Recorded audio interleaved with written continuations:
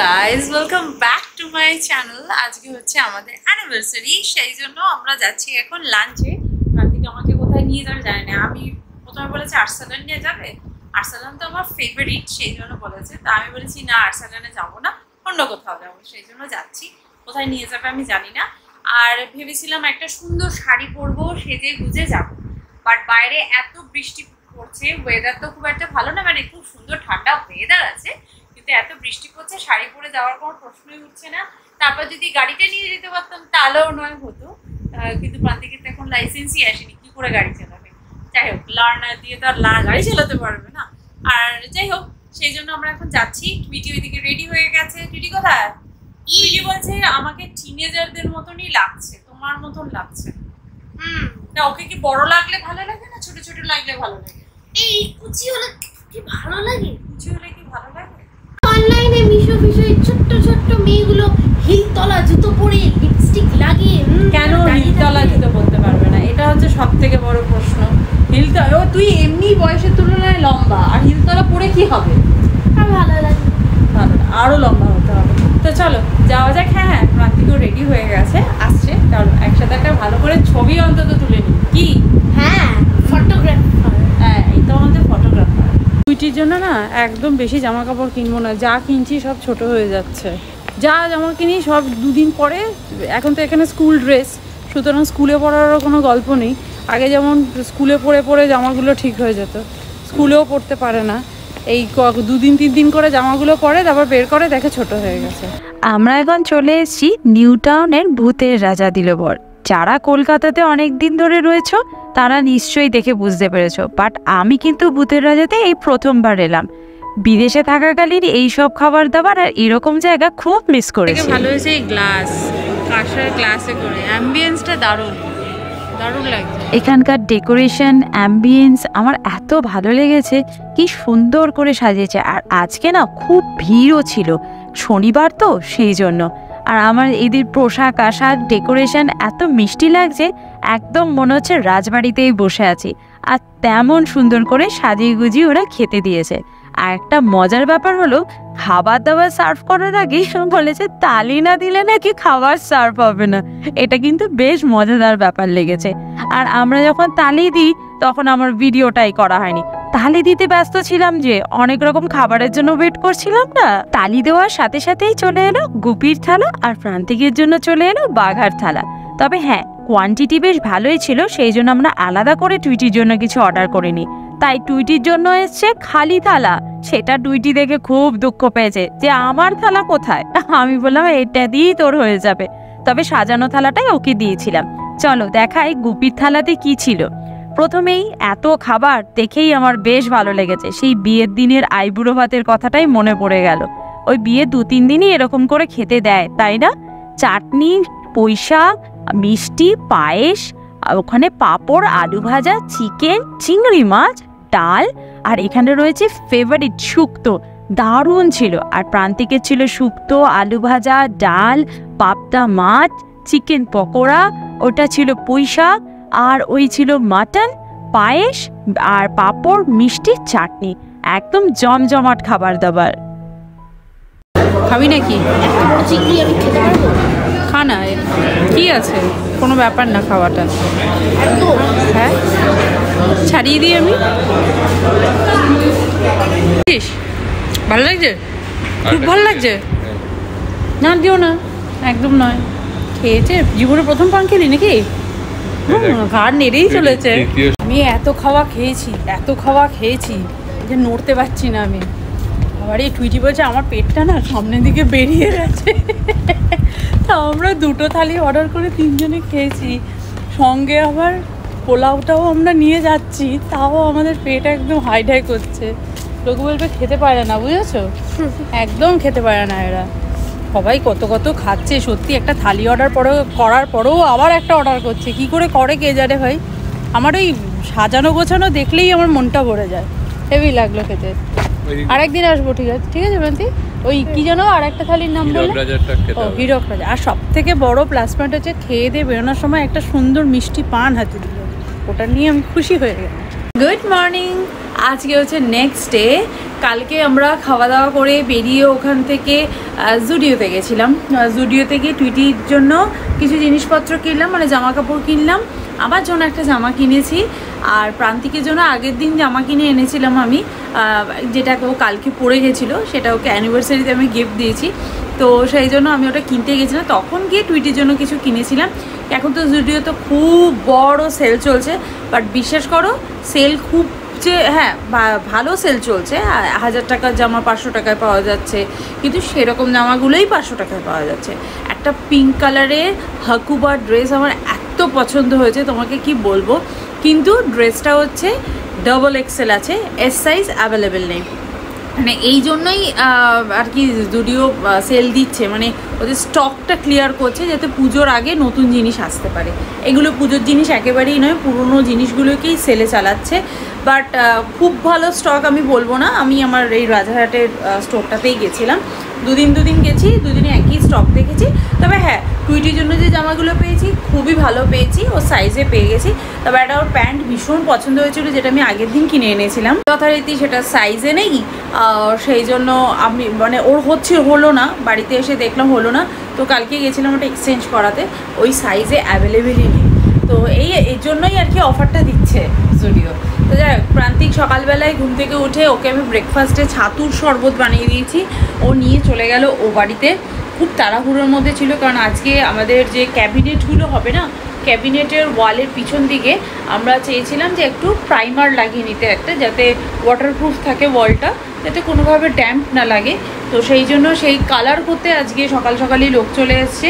আস্তে আস্তে তোর খাওয়াও হয়ে গেল, যা বাবা। যাই হোক, আজকে ব্রেকফাস্টে রয়েছে পিনাট বাটার দিয়ে ব্রেড, অমলেট আর কফি। আমি এটা করলাম, আর টুইটি এই ব্রেডে পিনাট বাটার লাগিয়ে দিয়েছে, তাই তো। আর ওই ছুরিটাকে কে চেঁচেছে? সত্যি একটু নষ্ট করতে চাস না নাকি? বাবা, এত খাওয়া দাওয়া হয়েছে। আজকে শুধুমাত্র পাতলা করে চিকেনের ঝোল করবো আর ভাত করবো, আর কিচ্ছু করবো না। আর পরশু দিন প্রান্তিক একটু ওই দেশি চিকেন হয় না, সেই চিকেন এনেছিল, তো সেই জন্যই ভাবলাম এখানে এই দেশি চিকেনটা ফ্রিজে ছিল, ডিফ্রস্ট করবার জন্য রেখে দিয়েছি, এই চিকেনটাই রান্না করে ফেলবো। আর চিকেন হলে টুইটি বা প্রান্তিকে আর কিছু লাগে না, আর এর সাথে তো দই রয়েছে। আর এই চিকেনটা করে রাখলে আমার রাত্রিবেলাও হয়ে যাবে, তাহলে আর প্রবলেম হবে না রাত্রে রান্না নিয়ে। কারণ আজকে আবার বিকেলবেলার দিকে একটু বেরোতে হতে পারে, কারণ বিকেলবেলা আমার ওই যে ডিশওয়াশার আর ওয়াশিং মেশিন যেটা কিনবো আর কি, সেইটার মাপটা আমাকে এনে দিতে হবে ইন্টেরিয়ারকে, তারপর রেফ্রিজারেটর এগুলো। তো আমরা যে দোকানটা দেখে এসছি, তো সেই দোকানে যেতে হবে, সেই দোকানে গিয়ে আমরা চুজও করে এসছি মডেল। তো আমরা বলেছি যে ওইটা আমাকে ফোন করে জেনে নিলেও হয়ে যায়, কিন্তু ওই একটা মনের স্যাটিসফ্যাকশন হবে না যদি ফোন করে জানতে যাই। তো এই জন্য প্রান্তিক বললো গিয়েই জেনে আসবো, সেই জন্য বিকেলে বেরোতে হবে।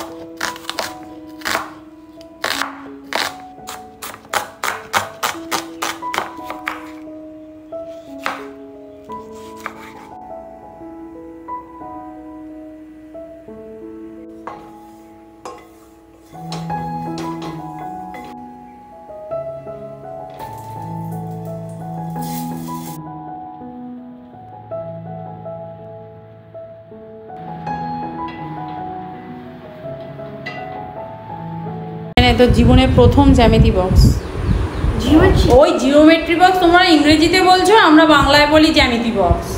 খোল দেখি। এরকম আমার জানি মাসুমণিরটা আমি ব্যবহার করতাম। হ্যাঁ, মানে তারপরে যেগুলো নষ্ট হয়ে গেছিলো দাদু আবার এনে দিত। দেখ কি সুন্দর ডিজাইন করা থাকে এখন। আমাদের একটা কি ছিল, ক্যামেলের বোধহয় ছিল, উটের ছবি তো, কি সুন্দর অর্গানাইজ করা থাকে। পেন আছে। ও আমাদের বেলায় তো পেন দিত না, পেন্সিল, ছোলা পেন্সিল আছে। আমাদের একটাই পেন্সিল দিত। এটা তো লাগবে না, এটা কাঁটা, এটা এখন তোর লাগবে না, শুধু কম্পাস। তোর কম্পাস লাগবে আর এই ইয়েগুলো লাগবে।